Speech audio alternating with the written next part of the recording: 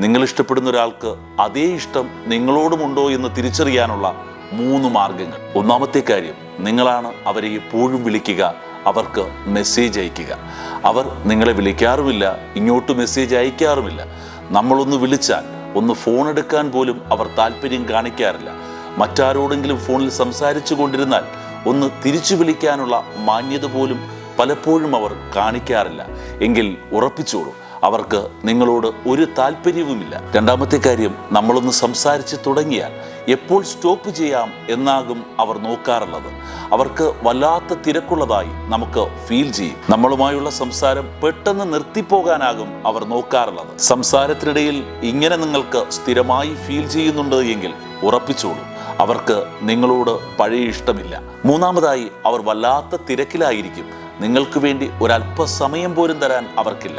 എന്നാൽ മറ്റുള്ളവരുമായി ഒരുപാട് ടൈം അവർ സ്പെൻഡ് ചെയ്യുന്നുമുണ്ട്. ഒരു കാര്യം ഓർക്കുക, അങ്ങനെ ആരും വലിയ തിരക്കിലൊന്നുമല്ല.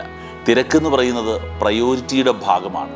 നിങ്ങൾ ഇപ്പോൾ അവരുടെ പ്രയോറിറ്റി ലിസ്റ്റിൽ വളരെ പിറകിലാണ് എന്നതാണ് യാഥാർത്ഥ്യം. വല്ലാത്ത തിരക്കായിരുന്നു, ഒന്ന് തിരിച്ചു വിളിക്കാൻ പറ്റിയില്ല, മെസ്സേജ് അയക്കാൻ പറ്റിയില്ല, മെസ്സേജ് നോക്കാൻ പറ്റിയില്ല, തിരക്കായിരുന്നു, അതുകൊണ്ടാണ് എന്നൊക്കെ നിങ്ങളോട് ഒരാൾ സ്ഥിരമായി പറയുന്നുണ്ട് എങ്കിൽ ഓർക്കുക, നിങ്ങൾ അവരുടെ പ്രയോറിറ്റിയിലില്ല എന്നത് തന്നെയാണ് യാഥാർത്ഥ്യം. ഈ ലക്ഷണങ്ങൾ നിങ്ങൾ ഇഷ്ടപ്പെടുന്നവരിൽ നിന്ന് നിങ്ങൾ അനുഭവിക്കുന്നുണ്ട് എങ്കിൽ വിഡ്ഢിവേഷം കെട്ടാതെ മാറിക്കൊടുക്കുന്നതാണ് നല്ലത്.